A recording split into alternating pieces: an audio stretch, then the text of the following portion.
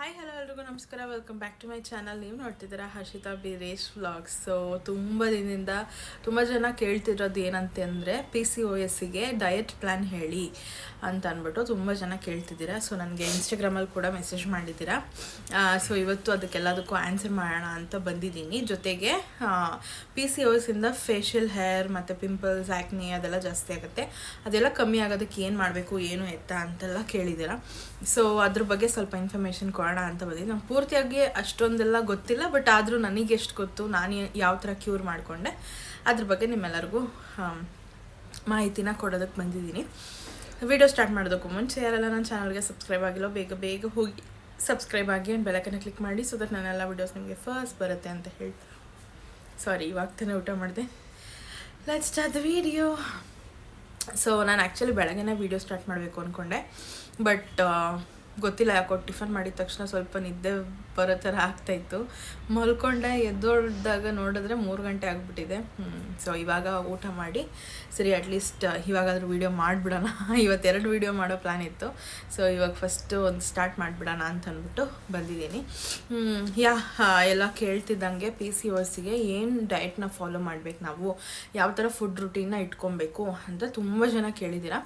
So ಇದಕ್ಕೆಲ್ಲ ಒಂದೇ answer ಅಂತಂದರೆ ನಾವು ಹೆಲ್ದಿ ಇರೋವಂಥ ಐಟಮ್ಸ್ನ ತಿನ್ನಬೇಕು. ಹೆಲ್ದಿ ಫ್ಯಾಟ್ ಇರುವಂಥದ್ದು, ಹೆಲ್ದಿ ಪ್ರೋಟೀನ್ ಜಾಸ್ತಿ ಇರುವಂಥದ್ದು, ಫೈಬರ್ ಜಾಸ್ತಿ ಇರುವಂಥದ್ದು, ಆ ಥರದ್ದು ಫುಡ್ ಐಟಮ್ಸ್ನ ತಿನ್ನಬೇಕು. ಸೊ PCOS ಯಾರ್ಯಾರಿಗೆ ಬರುತ್ತೆ, ಏನಕ್ಕೆ ಬರುತ್ತೆ ಅಂತ ನೋಡೋದಕ್ಕೆ ಹೋದರೆ, ಯಾರ್ಯಾರಿಗೆ ಬರುತ್ತೆ ಅಂತಂದರೆ ಔಟ್ ಆಫ್ 10 ವುಮೆನ್ 8 ಜನಕ್ಕೆ ಬಂದೇ ಬರುತ್ತೆ ಈ PCOS. ಆಲ್ಮೋಸ್ಟ್ ಇವಾಗ ಇರೋದೇ 8 ಔಟ್ ಆಫ್ 10 ಮೆಂಬರ್ಸಿಗೆ PCOS ಇದೆ ಅಂತ ಹೇಳ್ತಾರೆ.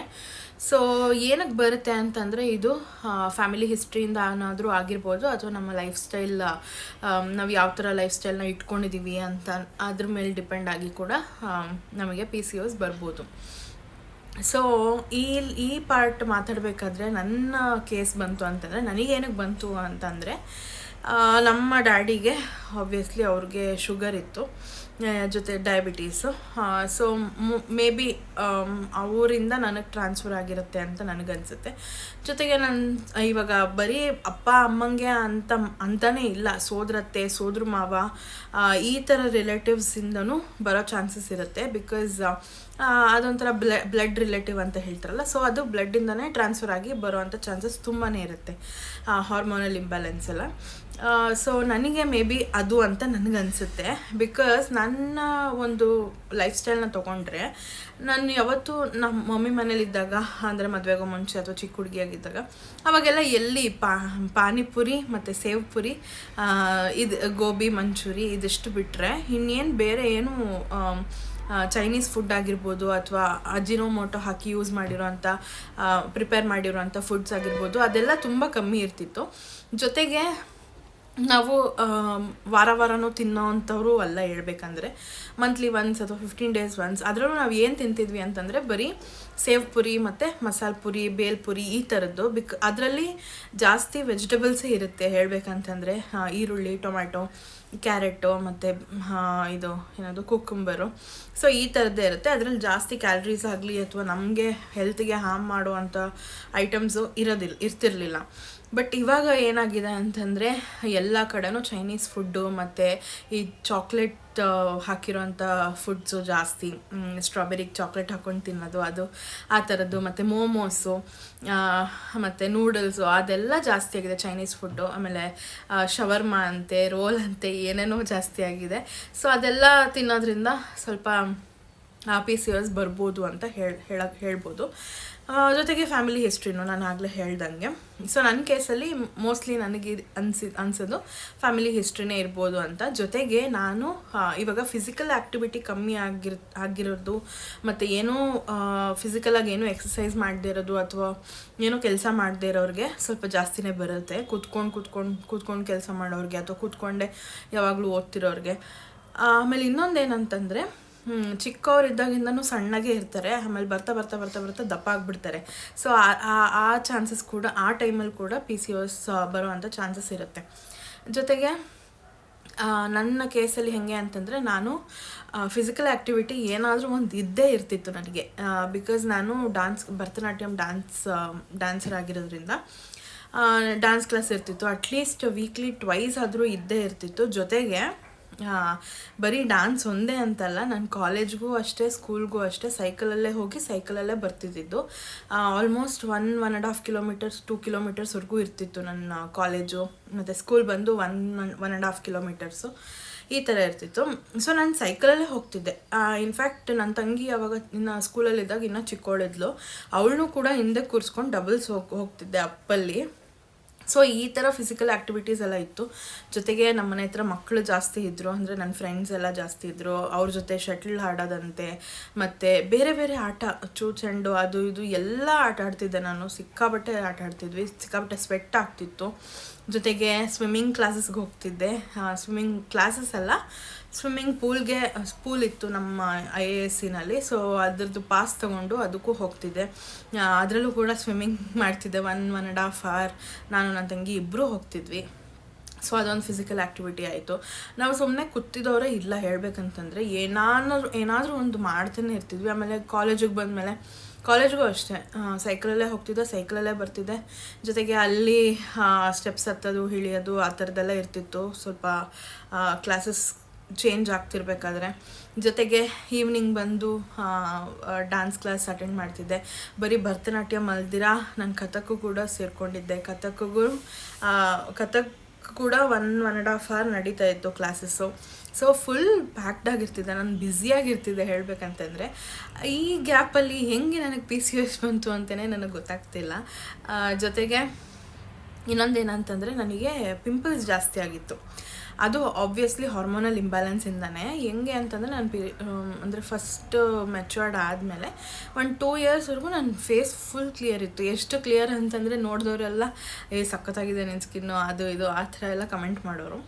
ಅದಾದಮೇಲೆ ನನಗೆ ಯಾಕೋ ಈ ಪಾರ್ಟಲ್ಲಿ ತುಂಬ ಜಾಸ್ತಿ ಪಿಂಪಲ್ಸ್ ಆಗೋಕ್ಕೆ ಸ್ಟಾರ್ಟ್ ಆಯಿತು. ಈ ಪಾರ್ಟಲ್ಲಿ ಪಿಂಪಲ್ಸ್ ಆಗ್ತಿದೆ, ಚಿನ್ ಪಾರ್ಟಲ್ಲಿ ಪಿಂಪಲ್ಸ್ ಆಗ್ತಿದೆ ಅಂದರೆ ಅದು ಹಾರ್ಮೋನಲ್ ಇಂಬ್ಯಾಲೆನ್ಸ್ ಅಂತಲೇ ಅರ್ಥ. ಓಕೆನಾ? ಸೊ ಈ ಪಾರ್ಟು ಮತ್ತು ಈ ಪಾರ್ಟು, ಇದು ನಾನು ಇಲ್ಲಿ ಸೈಡಲ್ಲಿ ನಿಮಗೆ ಫೋಟೋ ಹಾಕ್ತೀನಿ ನಾನು ಯಾವ ಥರ ಇದ್ದೆ ಪಿಂಪಲ್ಸ್ ಇದ್ದಾಗ ಅಂತ ಅಂದ್ಬಿಟ್ಟು. ಸೊ ಅದನ್ನು ಕ್ಲಿಯರ್ ಮಾಡ್ಕೊಳ್ಳೋದಕ್ಕೆ ಹೋಗಿ ಆ ಟೈಮಲ್ಲಿ ಒಂದೇನೋ ಇಂಜೆಕ್ಷನ್ ಏನೋ ತೊಗೊಂಡಿದ್ದೆ, ಜೊತೆಗೆ ಮೆಡಿಕೇಷನ್ಸ್ ತೊಗೊಂಡಿದ್ದೆ. ಸೊ ಮೇ ಬಿ ಅದರಿಂದ ದಪ್ಪ ಆಗಿ ಅದರಿಂದ PCOS ಬಂದಿರುತ್ತೆ ಅಂತ ನನಗನ್ಸುತ್ತೆ.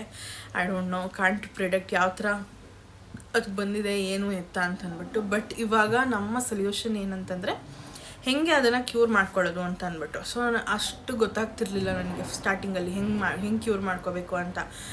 ಎಲ್ಲನೂ ನಾರ್ಮಲಾಗಿ ಊಟನೇ ಮಾಡ್ತಿದ್ದೆ ನಾನು, ನಾರ್ಮಲ್ ಊಟನೇ. ಆಮೇಲೆ ಮದುವೆ ಆದಮೇಲೆ ಯಾವಾಗ ಈ ಕನ್ಸೀವ್ ಆಗಬೇಕು ಅಂತ ಒಂದು ತಲೆಯಲ್ಲಿ ಕೂತ್ಕೊಂಡ್ಬಿಡ್ತು, ಆವಾಗ ಸ್ವಲ್ಪ ಓಕೆ ನಾವು ಹೆಲ್ದಿಯಾಗಿರಬೇಕು, ಹೆಲ್ದಿಯಾಗಿ ತಿನ್ನಬೇಕು, ಹೆಲ್ದಿ ಲೈಫ್ ಸ್ಟೈಲ್ನ ಮೇಂಟೈನ್ ಮಾಡಬೇಕು ಅಂತ ಅಂದ್ಬಿಟ್ಟು ನಾನು ಡಿಸೈಡ್ ಮಾಡ್ಕೊಂಡಿದ್ದು. ಸೊ ಆವಾಗ ನಾನೇನು ಮಾಡಿದೆ, ಅವಾಯ್ಡ್ ಮಾಡಿದೆ. ಮದುವೆ ಆದಮೇಲೂ ಸ್ವಲ್ಪ ಜಾಸ್ತಿನೇ ಜಂಕ್ ತಿಂತಿದ್ದೆ, ಬಿಕಾಸ್ ಹೊಸದಲ್ವಾ ಇಬ್ಬರು ಒಟ್ಟಿಗೆ ಹೋಗೋದು, ತಿನ್ನೋದು, ವೀಡಿಯೋ ಮಾಡಿ ಹಾಕೋದು. ಸೊ ಈ ಥರನೇ ಇರ್ತಿತ್ತು. ಅದಾದಮೇಲೆ ಸ್ವಲ್ಪ ಕಂಟ್ರೋಲ್ ಮಾಡ್ಕೊಂಡು ಬಂದೆ. ನಾನು ಕಂಟ್ರೋಲ್ ಮಾಡಿಕೊಂಡೆ ಹೇಳಬೇಕಂತಂದರೆ. ಸೊ ಮೋಮೋಸ್ ತಿನ್ನೋದಾಗಿರ್ಬೋದು, ಅಥವಾ ಪಾನಿಪುರಿ ತಿನ್ನೋದು, ಅಥವಾ ಗೋಲ್ಗಪ್ಪ ತಿನ್ನೋದು, ರೋಲ್ಸ್ ತಿನ್ನೋದು, ಆಮೇಲೆ ಪಿಜ್ಜಾ ತಿನ್ನೋದು, ಇದೆಲ್ಲ ಕಂಟ್ರೋಲ್ ಮಾಡಿಕೊಂಡು ಬಂದೆ. ಸೊ ಹೆಲ್ದಿಯಾಗಿ ತಿನ್ನೋದು ಅಂತಂದರೆ ಯಾವ ಥರ ಅಂತಂದರೆ, ನೀವು ಡಯಟೇ ಮಾಡಬೇಕು. ಅಂದರೆ ಡಯಟ್ ಅಂತಂದರೆ ಜನ ಹೆಂಗೆ ಅಂದ್ಕೊಂಡಿದ್ದಾರೆ ಅಂತಂದರೆ, ನಾನು ಈ ಬೆಳಗ್ಗೆ ಆದರೆ ಓಟ್ಸೇ ತಿನ್ನಬೇಕು, ಇಲ್ಲ ಸ್ಪೂಂದಿನೇ ಕುಡಿಬೇಕು, ಮಧ್ಯಾಹ್ನ ಆದರೆ ಒಂದು ಚಪಾತಿ ತಿಂದು ಚಪಾತಿ ಮಾತ್ರ ತಿನ್ನಬೇಕು, ರೈಸ್ ಐಟಮ್ನ ಮುಟ್ಲೇಬಾರ್ದು, ಮತ್ತು ನೈಟ್ ಆದರೂ ಅಷ್ಟೇ ಏನಾದರೂ ಫ್ರೂಟ್ಸ್ ಏನಾದ್ರು ತಿಂದ್ಬಿಟ್ಟು ಮಲ್ಕೊಂಬಿಡ್ಬೇಕು, ಒಂಥರ ಅರ್ಧಂಬರ್ಧ ಹೊಟ್ಟೆ ತುಂಬಿರೋ ಥರ ತಿನ್ಕೊಂಡು ಮಲ್ಕೊಂಬಿಡ್ಬೇಕು ಅನ್ನೋ ಥರನೇ ಇರೋದು. ಬಟ್ ಆ ಥರ ಮಾಡೋದಕ್ಕೆ ಹೋಗಬೇಡಿ, ಓಕೆನಾ?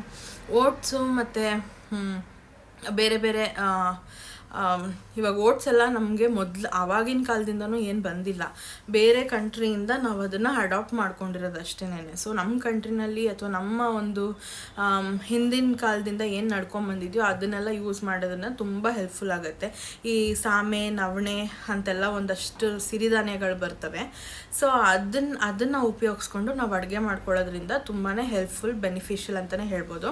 ಸೊ ಈ ಸಾಮೆ, ನವಣೆ ಎಲ್ಲ ನಾನು ಇವಾಗಿಂದ ತಿಂತಾಯಿದ್ದೀನಿ ಅಂತಲ್ಲ, ಮದುವೆಗೂ ಮುಂಚೆಯಿಂದನೂ ನಮ್ಮ ಮನೆಯಲ್ಲಿ ನಮ್ಮ ಡ್ಯಾಡಿ ಸ್ವಲ್ಪ ಡಯಾಬಿಟೀಸ್ ಅಂತ ಹೇಳೋದ್ನಲ್ಲ ಇರೋದ್ರಿಂದ ನಮ್ಮ ಮನೇಲಿ ಸ್ವಲ್ಪ ಹೆಲ್ದಿ ಈಟಿಂಗೇ ಇರ್ತಿತ್ತು ಯಾವಾಗ್ಲೂ. ಮುದ್ದೆ, ಉಪ್ಸಾರು, ಸೊಪ್ಪು ಸಾರು ಈ ಥರದ್ದೇ ಇರ್ತಿತ್ತು. ಸೊ ಆವಾಗ ನಮ್ಮ ಮಮ್ಮಿ ಏನು ಮಾಡಿದ್ರು, ಸಾಮೆ ನವಣೆ ಎಲ್ಲ ಹಾಕಿ ಪೊಂಗಲ್ ಮಾಡೋಕ್ಕೆ ಸ್ಟಾರ್ಟ್ ಮಾಡಿದ್ರು. ಜೊತೆಗೆ ಬಿಸಿಬೇಳೆ ಭಾತ್ ಮಾಡೋಕ್ಕೆ ಸ್ಟಾರ್ಟ್ ಮಾಡಿದ್ರು, ಪಲಾವ್ ಮಾಡೋಕ್ಕೆ ಸ್ಟಾರ್ಟ್ ಮಾಡಿದ್ರು. ಎಷ್ಟು ಟೇಸ್ಟಿಯಾಗಿರ್ತಿತ್ತು ಗೊತ್ತಾ, ನಿಜವಾಗ್ಲೂ ನಮಗೆ ರೈಸ್ ತಿನ್ನಬೇಕು ಅಂತಲೇ ಅನ್ನಿಸ್ತಿರಲಿಲ್ಲ. ಬಟ್ ಹಂಗಂತ ರೈಸ್ನ ಕಂಪ್ಲೀಟಾಗಿ ಸ್ಟಾಪ್ ಮಾಡಿಬಿಡ್ಬಾರ್ದು. ಮಧ್ಯಾಹ್ನದ ಹೊತ್ತು ಒಂದು ಸ್ವಲ್ಪ ರೈಸ್ ತೊಗೊಳ್ಳೇಬೇಕು, ಬಿಕಾಸ್ ಅದರಲ್ಲಿ ಕಾರ್ಬೋಹೈಡ್ರೇಟ್ಸ್ ಇರುತ್ತೆ. ಅದು ನಮ್ಮ ಬಾಡಿಗೆ ತುಂಬಾ ಎಸೆನ್ಷಿಯಲ್ ಅಂತಲೇ ಹೇಳ್ಬೋದು. ಜೊತೆಗೆ ನೀವು ಇಲ್ಲಿ ಶುಗರ್ನ ಕಟ್ ಡೌನ್ ಮಾಡಬೇಕಾಗತ್ತೆ. ಬಿಕಾಸ್ ಶುಗರು ಎಲ್ಲರಿಗೂ ಗೊತ್ತಿರೋ ಹಾಗೆ ಶುಗರ್ ತಿಂದ್ಬಿಟ್ರೆ ಶುಗರ್ ಬಂದ್ಬಿಡುತ್ತೆ ಅಂತಲ್ಲ. ಇಲ್ಲಿ ಶುಗರು ಒಂದು ಏನಂತಂದರೆ ಬಾಡಿಗೆ ತುಂಬಾ ಹಾರ್ಮ್ ಮಾಡುತ್ತೆ ಹೇಳ್ಬೇಕಂತಂದರೆ. ಮಕ್ಕಳಿಗಾಗಿರ್ಬೋದು, ಅಡಲ್ಟ್ಸ್ಗಾಗಿರ್ಬೋದು, ಅದು ಒಳ್ಳೆ ಫಾರ್ಮ್ ಆಫ್ ಈಟಿಂಗ್ ಅಲ್ಲ. ಸೊ ಶುಗರ್ನ ಎಲ್ಲರೂ ಅವಾಯ್ಡ್ ಮಾಡಿ ಅಂತ ನಾನು ಹೇಳ್ತೀನಿ. ಸೊ ಸಾಮೆ ನವಣೆ ಬಿಟ್ಟು ಬೇರೆ ಏನು ತಿನ್ಬೋದಪ್ಪ ಅಂತಂದರೆ ರವೆ ಇದೆ, ರಾಗಿ ಇದೆ. ರಾಗಿ ಇಸ್ ದ ಬೆಸ್ಟ್. ಆ್ಯಂಡ್ ತುಂಬ ಜನ ಹೇಳ್ತಾರೆ ರಾಗಿನಲ್ಲೂ ಕೂಡ ಕಾರ್ಬೋಹೈಡ್ರೇಟ್ಸ್ ಜಾಸ್ತಿ ಇರುತ್ತೆ. ಸೊ ಅದು ಡಯಾಬಿಟೀಸ್ಗಾಗಿರ್ಬೋದು, PCOSಗಾಗಿರ್ಬೋದು ತುಂಬ ವರ್ಸ್ ಮಾಡುತ್ತೆ ಅಂತ ಹೇಳ್ತಾರೆ. ಸೊ ಯಾವಾಗ ವರ್ಸ್ ಆಗುತ್ತೆ ಅಂತಂದರೆ ನಾವು 3 ಟೈಮ್ ಅದನ್ನೇ ತಿಂತಿರ್ತೀವಲ್ಲ, ಆವಾಗ ವರ್ಸ್ ಆಗೇ ಆಗುತ್ತೆ. ನಾವು ಯಾವಾಗ ಬ್ಯಾಲೆನ್ಸ್ಡ್ ಫುಡ್ನ ತಿಂತೀವಿ, ಇವಾಗ ಮಧ್ಯಾಹ್ನಕ್ಕೆ ಮುದ್ದೆ ಮಾಡ್ಕೊಂಡ್ವಿ ಅಥವಾ ರಾತ್ರಿಗೆ ಮುದ್ದೆ ಮಾಡ್ಕೊಂಡ್ವಿ, ಮತ್ತು ನೆಕ್ಸ್ಟ್ ಡೇಗೆ ಬೇರೆ ಏನಾದರೂ ಚೇಂಜ್ ಮಾಡ್ಕೊಂಡು ಆಲ್ಟರ್ನೇಟ್ ಡೇಸ್ ತಿಂತಾ ಬಂದರೆ ಏನೂ ಪ್ರಾಬ್ಲಮ್ ಆಗೋದಿಲ್ಲ. ಜೊತೆಗೆ ರವೆ ಯೂಸ್ ಮಾಡ್ಬೋದು. ಆಮೇಲೆ ರವೆ ದೋಸೆ, ರವೆ ಇಡ್ಲಿ, ರವೆ ಉಪ್ಪಿಟ್ಟು ಈ ಥರದ್ದೆಲ್ಲ ಮಾಡಿಕೊಂಡು ತಿನ್ಬೋದು. ಆ್ಯಂಡ್ ಸಾಂಬಾರು ಅಂತ ಬಂತು ಅಂತಂದರೆ, ಸಾಂಬಾರು ನೀವು ಯಾವ ಸಾಂಬಾರು ತಿಂದರೂ ಇಟ್ ಇಸ್ ಫೈನ್. ಬಿಕಾಸ್ ಸಾಂಬಾರಲ್ಲಿ ಯಾವುದೇ ರೀತಿಯಾದ ಫ್ಯಾಟ್ ಇರೋದಿಲ್ಲ ಅಥವಾ ಅನ್ಹೆಲ್ದಿ ಥಿಂಗ್ಸ್ನ ಹಾಕೋದಿಲ್ಲ. ಎಲ್ಲ ಹಾಕೋದೆ ವೆಜಿಟೇಬಲ್ಸು ಮತ್ತು ಸೊಪ್ಪು, ಕಾಳುಗಳು ಇದನ್ನೇ ಹಾಕ್ತಾರೆ. ಓಕೆನಾ. ನೀವು ಸಾಂಬಾರನ್ನ ಸ್ವಲ್ಪ ಜಾಸ್ತಿ ತಿನ್ನಿ, ರೈಸ್ ಐಟಮ್ನ ಸ್ವಲ್ಪ ಕಮ್ಮಿ ತಿನ್ನಿ. ಆಮೇಲೆ ಒಬ್ಬೊಬ್ಬರು ಬ್ರೌನ್ ರೈಸ್ ಕೂಡ ತಿಂತಾರೆ. It is fine. Brown rice ನಿಮ್ಮ ಚಾಯ್ಸ್. ನಿಮಗೆ ತಿನ್ನೋಕ್ಕಾಯಿತು ಅಂದರೆ ತಿನ್ಬೋದು, ಇಲ್ಲ ಅಂತಂದರೆ ನಾರ್ಮಲ್ ರೈಸ್ನೇ ಸ್ವಲ್ಪ ಸ್ವಲ್ಪ ತಿನ್ಬೋದು. ಆ್ಯಂಡ್ ಚಪಾತಿನೂ ಅಷ್ಟೇ, ಚಪಾತಿನೂ ಜಾಸ್ತಿ ತಿನ್ನಬಾರ್ದು ಅಂತ ಹೇಳ್ತಾರೆ. ಅಫ್ಕೋರ್ಸ್ ಎಲ್ಲ ಒಂದು ಎಕ್ಸ್ಟೆಂಟ್ನ ಮೀರಿ ಹೋಗ್ತಿದೆ ಅಂತಂದರೆ ಎಲ್ಲನೂ ಹಾರ್ಮ್ಫುಲ್ ಹೇಳ್ಬೇಕಂತಂದರೆ. ಬಟ್ ನಾವು ಅದನ್ನು ಯಾವ ರೀತಿ ತೊಗೊಳ್ಬೇಕು, ಯಾವ ಟೈಮಲ್ಲಿ ತೊಗೊಳ್ಬೇಕು ಅಂತ ನಮಗೆ ಗೊತ್ತಿತ್ತು ಅಂತಂದರೆ ಎಲ್ಲ ಐಟಮ್ಸ್ನೂ ತಿನ್ಬೋದು ನಾವು. ಓಕೆನಾ. ಆ್ಯಂಡ್ ಇನ್ನೊಂದು ಏನಂತಂದರೆ, ಈ ನೆನೆಸಿಟ್ಟಿರೋ ಕಾಳುಗಳು ಅಂದರೆ ಹೆಸ್ರು ಕಾಳು ಮತ್ತು ಕಡಲೆಕಾಳು, ಆಮೇಲೆ ಚನಾ ದಾಲ್, ಆ ಥರದ್ದೆಲ್ಲ ನೆನೆಸ್ಬಿಟ್ಟು ನಾವು ಪಲ್ಯ ಥರನಾದರೂ ಮಾಡ್ಕೊಬೋದು. ಅಥವಾ ವಿತೌಟ್ ಬಾಯ್ಲಿಂಗ್ ಅಂದರೆ ಅದು ಹಸಿದೇ ಇರುತ್ತಲ್ಲ, ಅದಕ್ಕೆ ಪ್ರೊಮೊಗ್ರಾನೇಟ್ ಎಲ್ಲ ಹಾಕ್ಕೊಂಡು ಅದನ್ನು ಕೂಡ ತಿನ್ಬೋದು. ಅಂದರೆ ಸ್ಪ್ರೌಟ್ಸ್ ಥರ ತಿನ್ಬೋದು ಮಾಡಿಕೊಂಡು. ಇಲ್ಲ ಬರೀ ಅಂದರೆ ಹಸಿದೇ ತಿನ್ನೋದಕ್ಕಾಗಲ್ಲ ಅಂದರೆ ಬೇಯಿಸ್ಬಿಟ್ಟು ಅದನ್ನು ಕೂಡ ತಿನ್ಬೋದು. ಸ್ವಲ್ಪ ಜಾಸ್ತಿ ಈ ಥರ ಐಟಮ್ಸ್ನ ತಿನ್ನಿ. ಆಮೇಲೆ ಗ್ರೀನ್ ವೆಜಿಟೇಬಲ್ಸ್, ಏನಂತಾರೆ ಗ್ರೀನ್ ಲೀವ್ಸ್ ಏನಿರುತ್ತೆ ಅಂದರೆ ಸೊಪ್ಪುಗಳು, ಅದನ್ನೆಲ್ಲ ತಿಂದರೆ ತುಂಬ ಒಳ್ಳೆಯದು. ಸ್ಪಿನಾಚ್ ಆಗಿರ್ಬೋದು ಅಥವಾ ಮೆಂತ್ಯ ಆಗಿರ್ಬೋದು, ಜೊತೆಗೆ ಸಬ್ಬಕ್ಕಿ ಸೊಪ್ಪು, ಈ ಥರದ್ದೆಲ್ಲ ತಿನ್ನೋದ್ರಿಂದ ನಮಗೆ ಐರನ್ ಕಂಟೆಂಟ್ ಜಾಸ್ತಿ ಆಗುತ್ತೆ ಆ್ಯಂಡ್ ಬ್ಯಾಲೆನ್ಸ್ ಆಗುತ್ತೆ ನಮ್ಮ PCOS ಕೂಡ. ಸೊ ಆ್ಯಂಡ್ ಇನ್ನೊಂದು ಏನಪ್ಪ ಅಂತಂದರೆ, ಇಲ್ಲಿ ಬರೀ ಫುಡ್ ಮಾತ್ರನೇ ಒಂದು ರೋಲ್ನ ಪ್ಲೇ ಮಾಡುತ್ತೆ ಅಂತ ಹೇಳೋದಕ್ಕಾಗಲ್ಲ. ಜೊತೆಗೆ ನಮ್ಮ ಲೈಫ್ ಸ್ಟೈಲ್ ಅಂದರೆ ನಾವು ಯಾವ ಥರ ಫಿಸಿಕಲಿ ನಮ್ಮ ಬಾಡಿನ ಕಂಟ್ರೋಲಲ್ಲಿ ಇಟ್ಕೊತೀವಿ ಅನ್ನೋದು ಕೂಡ ತುಂಬಾ ಇಂಪಾರ್ಟೆಂಟ್ ಆಗುತ್ತೆ. ಸೊ ಈ ಫುಡ್ ಐಟಮು ಒಂದು 70% ನಮ್ಮ ಲೈಫಲ್ಲಿ ಒಂದು ಟರ್ನ್ ತಗೊಳುತ್ತೆ. ಜೊತೆಗೆ ಇನ್ನು 30% ನಮ್ಮ ಒಂದು ಅಂದರೆ ಫಿಸಿಕಲ್ ಆ್ಯಕ್ಟಿವಿಟಿ ಏನಿದೆಲ್ಲ ಅದು ಕೂಡ ಇನ್ಕ್ಲೂಡ್ ಆದರೆ 100% ನಮಗೆ ರಿಸಲ್ಟ್ ಸಿಗುತ್ತೆ. ಸೊ ಫಿಸಿಕಲ್ ಆ್ಯಕ್ಟಿವಿಟೀಸ್ ನೀವು ಏನೇನು ಮಾಡ್ಬೋದು ಅಂತಂದರೆ, ವಾಕಿಂಗ್ ಮಾಡ್ಬೋದು, ಜಾಗಿಂಗ್ ಮಾಡ್ಬೋದು, ಜೊತೆಗೆ ಯೋಗ ಮಾಡ್ಬೋದು, ಅದಾದಮೇಲೆ ಎಕ್ಸಸೈಸ್ ಮಾಡ್ಬೋದು. ಈ ಥರ ಸುಮಾರಷ್ಟಿದ್ದಾವೆ. ನಿಮ್ಗೆ ಯಾವುದು ಈಸಿ ಅನಿಸುತ್ತೋ ಅದನ್ನು ಮಾಡ್ಕೊಬೋದು. ಈಸಿ ಅನ್ನೋದಕ್ಕಿಂತ ನಿಮ್ಗೆ ಯಾವ್ದು ಕಂಫರ್ಟಬಲ್ ಆಗುತ್ತೆ, ಯಾವುದು ಮಾಡಿದ್ರೆ ಓಕೆ ಇನ್ನೂ ಮಾಡಬೇಕು ಅಂತ ಅನಿಸುತ್ತೆ, ಆ ಥರದನ್ನ ನೀವು ಮಾಡಿಕೊಂಡು ಸ್ಟಾರ್ಟ್ ಮಾಡ್ತಾ ಹೋಗ್ಬೋದು. ಸೊ ಇಲ್ಲ ನೀವು ಯಾವುದಾದ್ರೂ ಡಾನ್ಸ್ ಕ್ಲಾಸಿಗೆ ಸೇರ್ಕೊತೀರಾ ಅಂತಂದರೆ ಅದನ್ನು ಕೂಡ ಮಾಡ್ಬೋದು. ಜುಂಬಾ ಕ್ಲಾಸಸ್ ಇದೆ, ಅದು ಕೂಡ ಹೋಗಿ ಮಾಡ್ಕೊಬೋದು. ಸೊ ನಾವು ಎಷ್ಟು ನಮ್ಮ ಬಾಡಿನ ಫ್ರೀಯಾಗಿ ಇಟ್ಕೊಳ್ಳೋಕೆ ಟ್ರೈ ಮಾಡ್ತೀವೋ ಅಷ್ಟು ನಮ್ಮ ಬಾಡಿ ಚೆನ್ನಾಗಿರುತ್ತೆ ಆ್ಯಂಡ್ ಒಳ್ಳೆ ಫುಡ್ನ ಮಾತ್ರನೇ ಕ್ರೇವಿಂಗ್ ಆಗ್ತಾ ಇರುತ್ತೆ. ಆ್ಯಂಡ್ ಇನ್ನೊಂದು ಏನಂತಂದರೆ ನಾವು ಸ್ವಲ್ಪ ಒಬೇಸ್ಡ್ ಇದ್ವಿ ಅಂತಂದರೆ ನಮ್ಮ ಬಾಡಿನಲ್ಲಿ ಹಾರ್ಮೋನ್ಸ್ ಚೇಂಜ್ ಆಗ್ತಾ ನಮಗೆ ಸ್ವೀಟ್ ತಿನ್ನಬೇಕು ಅಂತ ಅನಿಸುತ್ತೆ, ಚಾಕ್ಲೇಟ್ ತಿನ್ನಬೇಕು ಅಂತ ಅನಿಸುತ್ತೆ, ಆಮೇಲೆ ಬರ್ಗರ್ ತಿನ್ನಬೇಕು ಅಂತ ಅನಿಸುತ್ತೆ. ಸೊ ಈ ಥರದ್ದೆಲ್ಲ ಅನ್ಸೋದಕ್ಕೆ ಕಾರಣನೇ ನಮ್ಮ ಬಾಡಿನಲ್ಲಿರುವಂಥ ಹಾರ್ಮೋನಲ್ ಇಂಬ್ಯಾಲೆನ್ಸಸ್ಸು, ಆಯಿತಾ. ಸೊ ಅದನ್ನೆಲ್ಲ ನಾವು ಫಸ್ಟು ಕರೆಕ್ಟ್ ಮಾಡಿಕೊಂಡ್ರೆ ಆಬ್ವಿಯಸ್ಲಿ ಹೆಲ್ದಿ ಈಟಿಂಗೇ ಬರುತ್ತೆ. ಒಂದು ಸತಿ ನಾವು ವಾಕ್ ಮಾಡಿ ಬಂದುಬಿಡ್ತೀವಿ ಅಂತಂದರೆ ಸುಸ್ತಾಯಿತು, ಜ್ಯೂಸ್ ಕುಡಿಯೋಣ ಅಂತೆಲ್ಲ ಅನಿಸುತ್ತೆ. ಸೊ ಆ ಟೈಮಲ್ಲಿ ಸ್ವಲ್ಪ ಜ್ಯೂಸ್ಗಳನ್ನ ಅವಾಯ್ಡ್ ಮಾಡಿ, ಬಿಕಾಸ್ ಫ್ರೂಟ್ ಹಾಗೆ ತಿನ್ನೋದು ತುಂಬಾ ಒಳ್ಳೆಯದು. ಜ್ಯೂಸ್ ಮಾಡಿದ್ರೆ ಆಲ್ರೆಡಿ ಫ್ರೂಟಲ್ಲಿ ಶುಗರ್ ಕಂಟೆಂಟ್ ಇರುತ್ತೆ, ಆಯಿತಾ. ಅದನ್ನು ತಿಂದಾಗ ಅಷ್ಟೊಂದು ನಮಗೆ ಏನದು ಬ್ಲಡ್ ವೇನ್ಸಲ್ಲಿ ಹೋಗೋದಿಲ್ಲ. ನಾವು ಯಾವಾಗ ಅದನ್ನು ಮಿಕ್ಸಿಗೆ ಹಾಕಿ ಫುಲ್ ಜ್ಯೂಸ್ ಮಾಡ್ತೀವೋ ಆವಾಗ ಆ ಶುಗರ್ ಏನಿರುತ್ತೆ, ಶುಗರ್ ಕಂಟೆಂಟ್ ಎಲ್ಲ ಇನ್ನೂ ಸಣ್ಣದಾಗಿ ಕಟ್ಟಾಗಿ ಡೈರೆಕ್ಟ್ ನಮ್ಮ ಬ್ಲಡ್ ವೆಸಲ್ಸ್ಗೆ ಹೋಗುತ್ತೆ. ಸೊ ಅದರಿಂದ ಕೂಡ ಡಯಾಬಿಟೀಸ್ ಆಗೋ ಚಾನ್ಸಸ್ ಇರುತ್ತೆ. ಸೊ ಫ್ರೂಟ್ ಜ್ಯೂಸಸ್ನ ಅವಾಯ್ಡ್ ಮಾಡಿ, ಫ್ರೂಟ್ನ ತೊಗೊಳ್ತಾ ಇರಿ. ಆ್ಯಂಡ್ ಸ್ಮೂದೀಸ್ ಮೇಯ್ನಾಗಿ ಎಲ್ಲರಿಗೂ ಒಂದು ತಲೆಯಲ್ಲಿ ಕೂತಿರೋದೇನಂತಂದರೆ ಸ್ಮೂದಿ ಕುಡಿದಿದ ತಕ್ಷಣ ಸಣ್ಣ ಆಗಿಬಿಡ್ತೀವಿ, ಎಲ್ಲ ಸರಿ ಹೋಗ್ಬಿಡುತ್ತೆ ಅಂತ. ಸೊ ನೋ, ಸ್ಮೂದಿ ಕುಡಿದಿದ ತಕ್ಷಣ ಎಲ್ಲನೂ ಸರಿ ಹೋಗೋದು. ಸ್ಮೂದಿನೂ ಏನರಿಂದ ಮಾಡ್ತೀವಿ, ಆಬ್ವಿಯಸ್ಲಿ ಏನದು ಫ್ರೂಟ್ಸಿಂದನೇ ಮಾಡ್ತೀವಲ್ವಾ. ಸೊ ಸ್ಮೂದಿನೂ ಕೂಡ ನಾಟ್ ಗುಡ್. ಅಂದರೆ ಡೈಲಿ ಅದನ್ನೇ ತೊಗೊಳ್ಳೋದು it is not good. Weekly once twice thrice okay, but daily ಅದನ್ನೇ ತೊಗೊಳ್ಳೋದು it is not good. And ಇನ್ನೊಂದೇನಂತಂದರೆ ಇವಾಗ ಇದು ಡ್ರೈ ಫ್ರೂಟ್ಸಿಗೆ ಬಂದರೆ ಡ್ರೈ ಫ್ರೂಟ್ಸಲ್ಲೂ ಅಷ್ಟೇ ಕೆಲವೊಂದು ಚೂಸ್ ಮಾಡ್ಕೊಬೇಕಾಗತ್ತೆ ನೀವೇ. ಬಿಕಾಸ್ ಬಾದಾಮ್ ಮತ್ತು ಇದು ಕ್ಯಾಶ್ಯೂನಲ್ಲೆಲ್ಲ ಸ್ವಲ್ಪ ಫ್ಯಾಟ್ ಕಂಟೆಂಟ್ ಜಾಸ್ತಿ ಇರುತ್ತೆ. ಸೊ ಅದನ್ನು ನೋಡಿಕೊಂಡು ಸ್ವಲ್ಪ ಕಮ್ಮಿ ತೊಗೊಳ್ಳೋದು ತುಂಬ ಒಳ್ಳೆಯದು. ಜೊತೆಗೆ ಖರ್ಜೂರ ತೊಗೊಬೋದು, ಅದಾದಮೇಲೆ ಅಕ್ರೂಟ್ ತೊಗೊಬೋದು. ಆ್ಯಂಡ್ ಆಮೇಲೆ ಇದು ಸೀಡ್ಸ್ ಇರುತ್ತಲ್ಲ, water melon seeds, pumpkin seeds, so ಅದನ್ನೆಲ್ಲ ಕೂಡ ತೊಗೋಬೋದು. ವಾಲ್ನಟ್ ಕೂಡ ತೊಗೊಬೋದು, ಅದು ಬ್ರೈನಿಗೆ ತುಂಬ ಒಳ್ಳೆಯದು. ಸೊ ಇದಿಷ್ಟು. ಜೊತೆಗೆ ನೀವು ಪಾಸಿಟಿವ್ ಆಗಿರಬೇಕು. ಜೊತೆಗೆ ಏನಂತಾರೆ, ಮೈಂಡ್ನ ಫ್ರೀಯಾಗಿ ಇಟ್ಕೊಂಡು ಇದನ್ನೆಲ್ಲ ಮಾಡ್ತಾ ಬಂದಾಗ ಆಫ್ಕೋರ್ಸ್ ಆಟೋಮ್ಯಾಟಿಕಲಿ ನಮ್ಮ ಬಾಡಿನಲ್ಲಿರುವಂಥ ಹಾರ್ಮೋನಲ್ ಇಂಬ್ಯಾಲೆನ್ಸ್ ಕಮ್ಮಿ ಆಗ್ತಾ ಹೋಗುತ್ತೆ, PCOS ಕೂಡ ಕಮ್ಮಿ ಆಗ್ತಾ ಹೋಗುತ್ತೆ.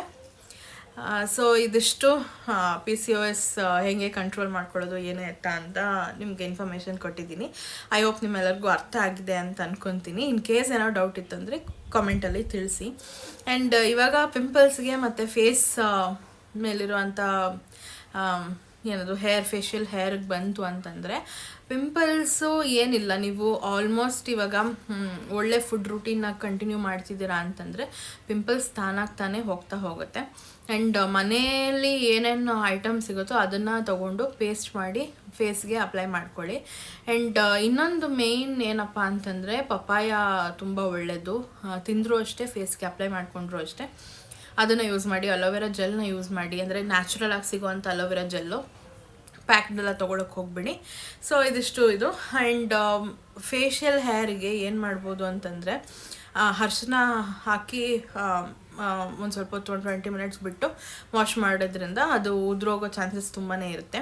ಆ್ಯಂಡ್ ಒಬ್ಬೊಬ್ರಿಗೆ ಅರಿಶಿನ ಅಂದರೆ ಸ್ವಲ್ಪ ಅಲರ್ಜಿ ಇರುತ್ತೆ. ಸೊ ಆ ಥರದವ್ರು ಏನು ಮಾಡಬೇಕು, ಆ ಥರ ಎಲ್ಲ ಇರುತ್ತೆ. ಸೊ ಇನ್ ಕೇಸ್ ನಿಮಗೆ ತುಂಬ ಇಲ್ಲೆಲ್ಲ ಜಾಸ್ತಿ ಫೇಸ್ ಮೇಲೆ ಜಾಸ್ತಿ ಕೂದಲಿತ್ತು ಅಂತಂದರೆ ನೀವು ಇವಾಗೆಲ್ಲ ಲೇಡೀಸ್ದು ರೇಸರ್ಸ್ ಬಂದಿದೆ. ಸೊ ಅದನ್ನೆಲ್ಲ ತೊಗೊಂಡು ನೀವು ಯೂಸ್ ಮಾಡ್ಕೊಬೋದು. ಅದರಿಂದ ನಮಗೆ ಮತ್ತೆ ರೀಗ್ರೋತ್ ಆಗುತ್ತೆ, ಇಲ್ಲ ಅಂತ ನಾನು ಹೇಳೋದಿಲ್ಲ, ಬಟ್ ತಿಕ್ಕಾಗಿರೋದಿಲ್ಲ. ಸೊ ತಿಕ್ಕಾಗೇನೂ ಬರೋದಿಲ್ಲ, ನಾರ್ಮಲಾಗೇ ಇರುತ್ತೆ. ಸೊ ನೀವು ಅದನ್ನು ಕೂಡ ಟ್ರೈ ಮಾಡ್ಬೋದು. ವೀಕ್ಲಿ ಒನ್ಸ್ ಅಥವಾ 15 ಡೇಸ್ ಒನ್ಸ್ ಆ ಥರ ಮಾಡ್ಕೊಬೋದು. ಆ್ಯಂಡ್ ಇನ್ನೊಂದು ಏನಂತಂದರೆ ನಾವು ಯಾವಾಗ ಈ PCOS PCOD ಅದೆಲ್ಲ ಕಮ್ಮಿ ಆಗ್ತಾ ಹೋಗುತ್ತೋ ಫೇಶಿಯಲ್ ಹೇರ್ ಮತ್ತು ಫೇಸ್ ಮೇಲಿರೋವಂಥ ಪಿಂಪಲ್ಸ್ ಆಗಿರ್ಬೋದು, ಮಾರ್ಕ್ಸ್ ಆಗಿರ್ಬೋದು, ಅದೆಲ್ಲ ಕೂಡ ಕಮ್ಮಿ ಆಗ್ತಾ ಹೋಗುತ್ತೆ. ಸೊ ಆಲ್ ಇನ್ ಒನ್ ಎಲ್ಲದಕ್ಕೂ ಒಂದೇ ಸೊಲ್ಯೂಷನ್ ಅಂದರೆ ನಮ್ಮ ಲೈಫ್ ಸ್ಟೈಲ್ನ ಚೇಂಜ್ ಮಾಡ್ಕೊಳ್ಳೋದು ಅಷ್ಟೇನೆ. ಸೊ ಐ ಹೋಪ್ ಈ ವಿಡಿಯೋದಲ್ಲಿ ನಿಮ್ಮೆಲ್ಲರಿಗೂ ಇನ್ಫಾರ್ಮೇಷನ್ ಸಿಕ್ಕಿದೆ. PCOS ಫುಡ್ ರುಟೀನ್ ಹೇಗೆ ಮತ್ತು ನಮ್ಮ ಲೈಫ್ ಸ್ಟೈಲ್ ಹೇಗೆ ಇಟ್ಕೋಬೇಕು ಅಂತ ಅಂದ್ಕೊಂಡಿದ್ದೀನಿ. ಐ ಹೋಪ್ ನಿಮ್ಮೆಲ್ಲರಿಗೂ ಈ ವಿಡಿಯೋ ಇಷ್ಟ ಆಗಿದೆ. ಲೈಕ್ ಮಾಡಿ, ಶೇರ್ ಮಾಡಿ, ಕಮೆಂಟ್ ಮಾಡಿ ಆ್ಯಂಡ್ ಸಬ್ಸ್ಕ್ರೈಬ್ ಮಾಡ್ಕೊಳ್ಳಿ. ಬೆಲೈಕನ್ನ ಕ್ಲಿಕ್ ಮಾಡಿ ಸೊ ದಟ್ ನನ್ನೆಲ್ಲ ವೀಡಿಯೋಸ್ ನಮಗೆ ಫಸ್ಟ್ ಬರುತ್ತೆ ಅಂತ ಹೇಳ್ತಾ thank you so much for watching. Bye.